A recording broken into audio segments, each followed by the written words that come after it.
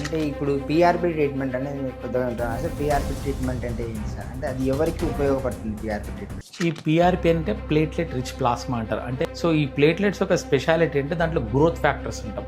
PRP treatment అనేది మీకు కొత్తగా ఉంటదా? అసలు పీఆర్పీ ట్రీట్మెంట్ అంటే ఏంటి సార్? అంటే అది ఎవరికి ఉపయోగపడుతుంది పీఆర్పీ ట్రీట్మెంట్? ఈ పీఆర్పీ అంటే ప్లేట్లెట్ రిచ్ ప్లాస్మా అంటారు. అంటే మన రక్తంని తీసి దాన్ని సెంట్రిఫ్యూజ్ అంటారు. అంటే సెంట్రిఫ్యూజ్ అంటే లైక్ ఒక మెషిన్లో పెట్టేసి దాన్ని తిప్పుతాం అనమాట. ఇన్ని రొటేషన్స్ పర్ అవర్ అని అట్లా మినిట్ అని తిప్పిన తర్వాత లాస్ట్కి ప్లేట్లెట్ అనే కాన్సన్ట్రేట్ వస్తుంది. అంటే మన బాడీలోనే కణాలు రెడ్ బ్లడ్ సెల్స్ అని ఎర్ర కణాలు, తెల్ల కణాలు, తర్వాత ప్లాస్మా, అలా విధంగా ప్లేట్లెట్ అనే కణం ఉంటుంది. సో ఆ ప్లేట్లెట్స్ అనేది ఈ సెంట్రిఫ్యూజ్ ద్వారా మనము తీసుకుంటాం. సో ఈ ప్లేట్లెట్స్ ఒక స్పెషాలిటీ అంటే దాంట్లో గ్రోత్ ఫ్యాక్టర్స్ ఉంటాం. ఎపిడర్మల్ గ్రోత్ ఫ్యాక్టర్స్ అని, ట్రాన్స్ఫార్మింగ్ గ్రోత్ ఫ్యాక్టర్స్ అని, ఇవన్నీ ఈ ప్లేట్లెట్ డిరైవ్డ్ గ్రోత్ ఫ్యాక్టర్స్ అని. ఈ గ్రోత్ ఫ్యాక్టర్స్ అన్నీ ఏంటంటే కొత్త గొజ్జు రావడానికి సహాయం చేస్తుంది.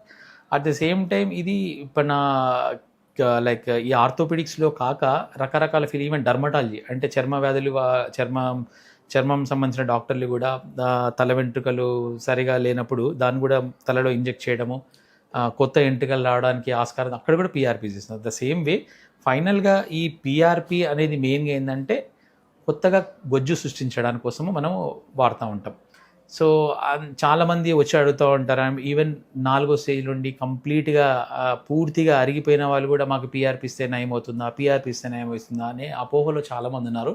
అట్ ద సేమ్ టైం ఆ అపోహతో చాలామంది కూడా డబ్బులు స్పెండ్ చేయడం కూడా స్టార్ట్ చేస్తారు. ఇక్కడే కాదు, మెయిన్గా కార్పొరేట్ లెవెల్లో హైదరాబాద్లో, చెన్నైలో ఇట్లా ₹1,00,000, ₹1,50,000 4వ స్టేజ్ వాళ్ళు కూడా స్పెండ్ చేసి అనవసరంగా వాళ్ళ జేబుల నుంచి పోగొట్టుకున్న వాళ్ళు కూడా చాలా ఉన్నారు.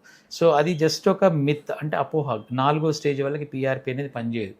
సో మన స్టేజ్ని బట్టి, అంటే ఇప్పుడు గ్రేడ్ 2 అనుకోండి, గ్రేడ్ 2 అనే వాళ్ళకి బాగా పనిచేస్తుంది. బాగా ఇన్ సెన్స్ అంటే 100% అని ఏది కాదు, 70% ఎఫెక్టివ్, అంటే 70% ఎఫెక్టివ్ ఉంటుంది.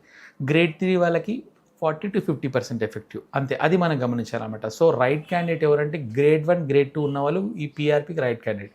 గ్రేడ్ 3 వాళ్ళు కూడా నాట్ ఏ రైట్ క్యాండిడేట్, ఎందుకంటే కేవలం వాళ్ళకి 40 నుంచి 50% మంది వరకే పనిచేస్తుంది.